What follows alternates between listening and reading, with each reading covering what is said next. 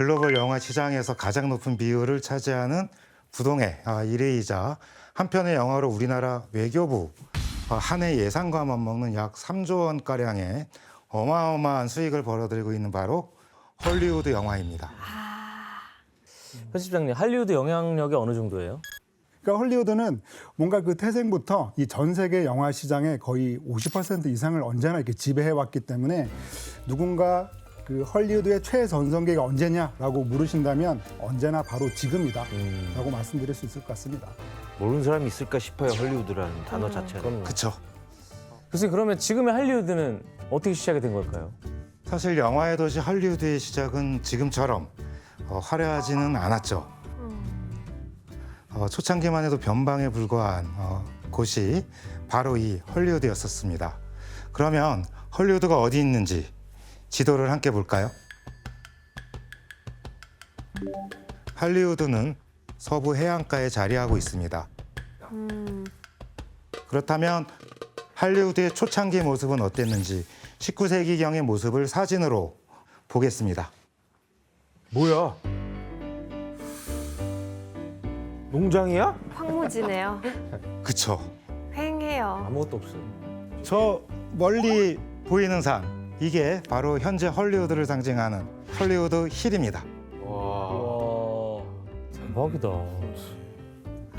이때까지만 해도 할리우드는 허허벌판인 땅에 농사를 짓고 오렌지 재배를 하는 과수단지였습니다. 진짜 아무것도 없네. 그런데 19세기 말 부동산업자였던 하비 윌콕스와 그의 부인이 아무도 눈여겨보지 않던 이 일대의 땅 약 15만 평을 샀습니다. 와. 어마어마한 이제 크기였었는데, 그렇다면 이 땅을 얼마에 샀을 것 같아요? 뭐 되게 싸게 샀을 것 같아요. 그쵸. 아무것도 그쵸. 근데 없었으니까. 15만 평이라고 했잖아요. 그래도 10만 달러 주지 않았을까요? 10만 달러. 지금으로 따지면 한 평당 1달러도 안 되는 그런 이제 돈으로 이제 이 땅을 분양하기 위해 땅을 나누고 이름을 지었는데 그게 바로 할리우드였습니다. 저게 이름을 할리우드로 지은 거예요? 그렇죠.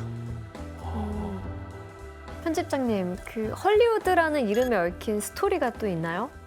아까 말씀하신 그 윌콕스 부인이 이곳을 지나가다가 이 나무를 끌던 사람한테 이제 물어봤대요. 뭘 하고 있느냐라고 물어봤더니 I 헐리우드.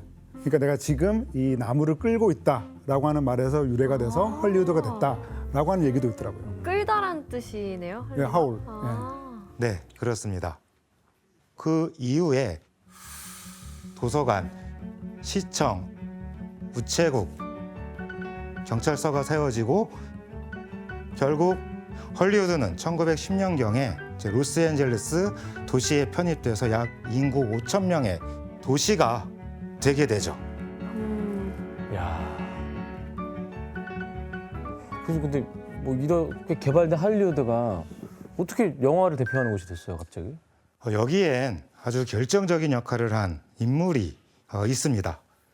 여기서 문제 하나 내겠습니다. 벌써 퀴즈예요? 영화 제작자들이 할리우드로 모인 데에는 이 인물을 피하려고 한 이유도 있었는데요. 벌거벗은 세계사에서도 다룬 이 인물은 누구일까요? 영화 제작자들이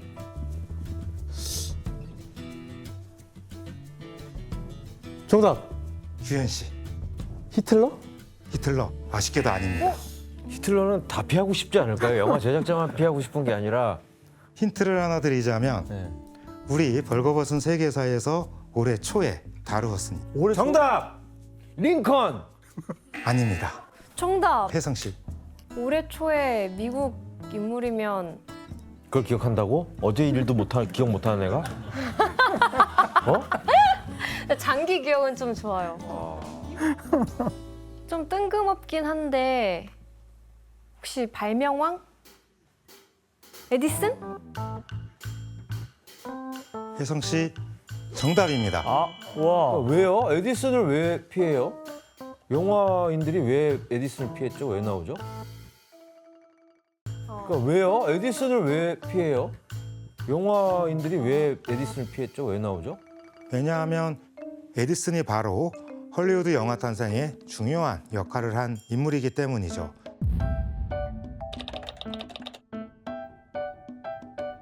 (1891년) 에디슨은 영화를 촬영할 수 있는 기계와 영화를 볼 수 있는 기계를 만들었습니다. 아, 이후 특허 회사를 차리고 영화 관련 기계와 필름 그리고 상영권을 독점했죠. 아, 게다가 에디슨은 획득한 특허권을 무기로 해서 미국 내 영화 관련 산업 전반을 이제 통제하기 시작을 하죠. 이제 뉴욕과 뉴저지 그리고 미국의 동부에서 이루어져 나가기 시작을 하죠. 와. 그렇다면 에디슨은 아까 우리가 얘기했던 그 기계, 자신이 만든 기계를 활용해 어떤 영화를 제작해 팔았는지 영상으로 먼저 확인해 보겠습니다. 본인이 감독해서 다 제작까지 한 거예요? 그쵸.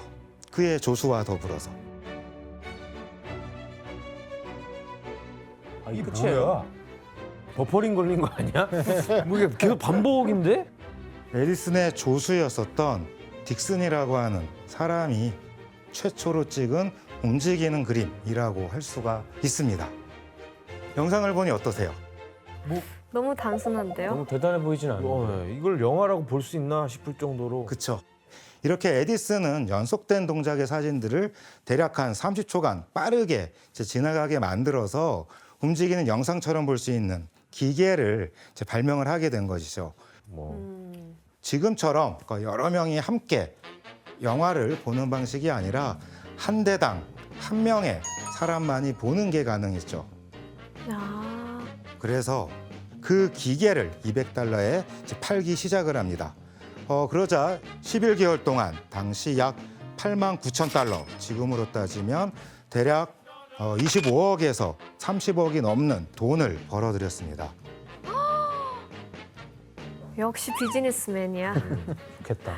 게다가 이제 다른 주요 영화 기계 회사들과 계약을 맺어서 다른 회사가 이 기계를 사용해서 영화를 만들게 되면 로열티로 $5씩 따로 이제 지불하게 하죠.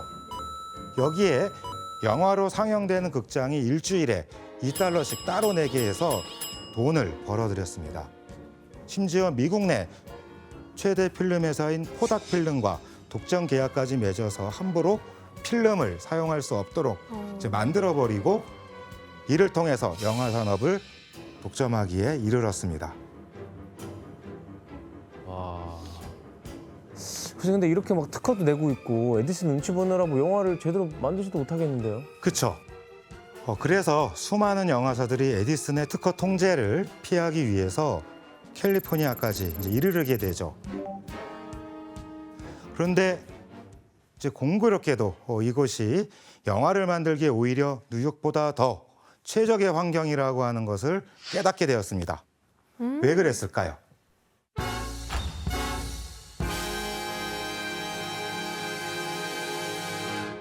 에디슨이 없어서요. 그쵸? 또 날씨가 좋아요. 그렇죠. 뉴욕은 1년 내내 비가 많이 내리는 지역인데 반해서 캘리포니아 일대 같은 경우에는 365일 가운데 360일 정도는 맑은 날씨를 자랑하고 있습니다.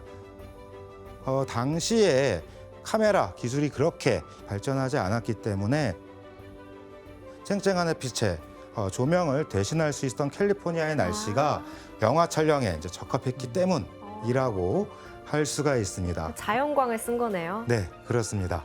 그리고 당시 이 일대의 자연 환경이 얼마나 영화 촬영에 도움이 되는지 증거가 되는 자료가 있는데 함께 보시죠. 그냥 지도 아니에요? 이건 파라마운트 스튜디오에서 작성한 걸로 알려진 캘리포니아주 일대의 지도입니다. 아, 강도 있고 산도 있고 사막도 있어요. 그쵸? 저 위에 시베리아부터 스위스, 수단의 사막, 또 이제 아프리카, 나일강 이러한 지명들이 있는데 일종의 해외 로케이션을 바로 이 지역으로 옮겨가면서 하고자 하였던 것이죠. 캘리포니아 주변의 사막, 바다, 숲, 평야, 눈 덮인 산 등 다양한 자연 환경이 조성돼 있었기 때문에 영화 촬영을 위해 전 세계로 로케이션을 다니지 않더라도 이 근처에 대체할 수 있는 천혜의 스튜디오가 이미 이제 마련되어 있었던 셈인 겁니다. 저기서 다 찍을 수 있네요. 그렇죠. 결국 캘리포니아 내에서 영화를 촬영하던 영화사들은 아예 스튜디오를 이곳으로 옮기기 시작을 했고 그 결과 헐리우드에 정착하는 회사가 하나둘씩 생겨나게 됩니다. 그렇다면 헐리우드의 영화 산업이 막 시작되던 시기 어떤 영화들이 만들어졌는지 영상으로 확인해 보겠습니다. 네. 무성 영화인가? 저런 게 있었어요? 3분할? 진짜 친 거 아니에요? 진짜 쳤어요. CG가 아닌데? 어머. 약간 코믹하다. 어우. 저게 영화예요? 어떻게 설마 저거 진짜 하는 거 아니죠? 진짜 짜는 거 아니에요? 설마. 저렇게 약간 우당탕탕이 많았던 것 같아. 공간은 근데 되게 하나네. 한 장수인데 그 안에서 막 초창기 할리우드 영화 어떠세요? 좀 뭔가 과장돼 있는 것 같아요. 그쵸? 야, 무성 영화. 지금과는 다르게 상당히 조악한 그런 이제 모습을 볼 수가 있죠. 그러나 이때까지만 해도 헐리우드 영화는 미국의 변방일 뿐이었습니다. 그렇다면 이 시기 세계 영화를 주도했던 곳은 어디였을까요? 영국? 프랑스? 그쵸. 바로 영화를 발명한 루미에르 형제를 중심으로 영화 산업을 꽃피운 프랑스를 포함한 유럽이었습니다. 에디슨조차 프랑스에서 흥행한 영화를 불법으로 복제해서 미국에 팔 정도로 어머. 유럽의 영화 수준은 미국보다 한 수 위였습니다. 그런데 이때 세계사적인 한 사건으로 할리우드가 유럽을 제치고 영화의 중심으로 떠오르기 시작합니다. 바로 1914년 제1차 세계대전이 일어나게 되죠.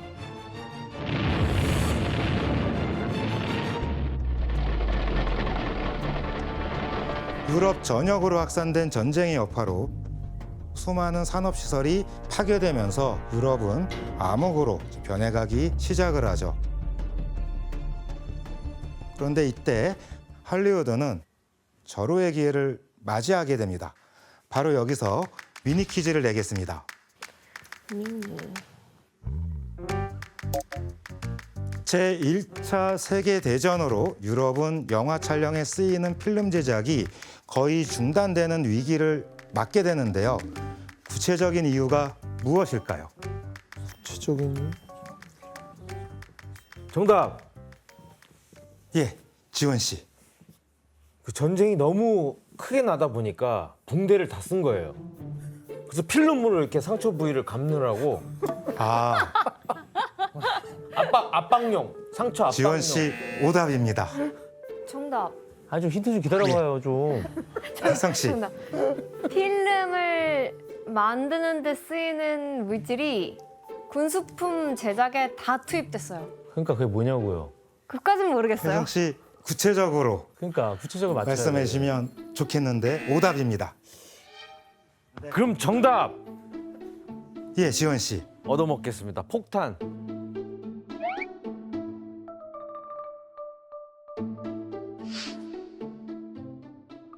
지원 씨 정답입니다. 폭탄.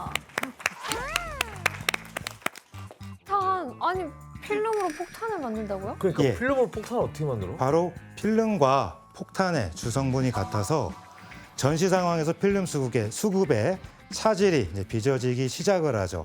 그래서 전쟁에 참여했던 프랑스, 영국 등은 전쟁 물자가 부족해지기 시작하자 필름 대신 이제 모두 폭탄으로 만들어서 사용을 할 수밖에 없었습니다. 이제 반대로 유럽은 헐리우드 영화를 수입해 상영을 하기 시작을 했습니다. 그리고 이때 헐리우드는 유럽의 의뢰를 받아 선전선동 영화까지도 만들어서 수출을 하기 시작을 하죠. 이렇게 헐리우드는 유럽의 위기 속에서 경쟁 상대도 없이 급성장할 수가 있었습니다.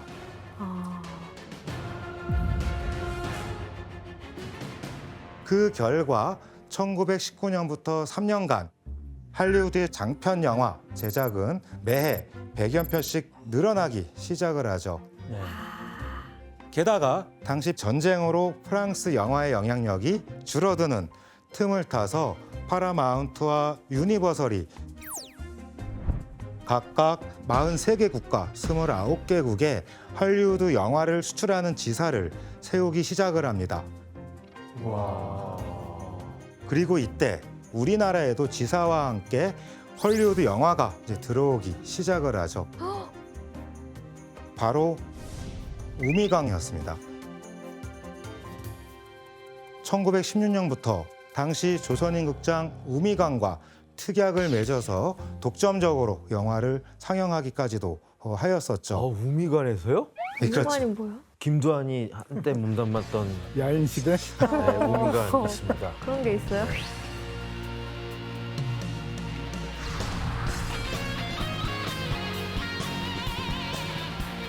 이렇게 전 세계적으로 할리우드의 영향력이 확대되기 이제 시작을 하게 됩니다. 그 결과 할리우드는 새로운 모습으로 점점 바뀌게 됩니다. 우리가 잘 아는 사인판도 이때 세워지는데요. 화면을 한번 볼까요? 이게 그때 생긴 거예요? 헐리우드 랜드가 따로 있었네. 그렇죠.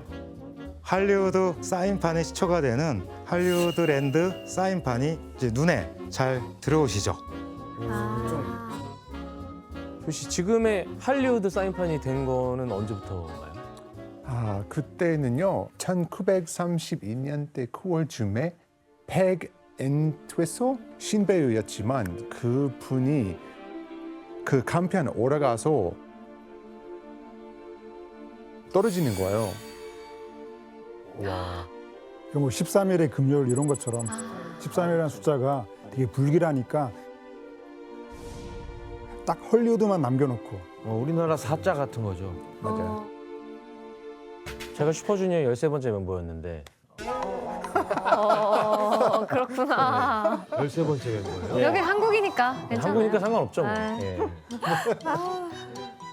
전쟁으로 피폐해진 유럽의 영화 산업을 대체하게 된 할리우드는 더 이상 옛날의 시골 마을이 아닌 거대한 영화 산업의 이제 중심지로 새롭게 떠오르기 시작을 합니다.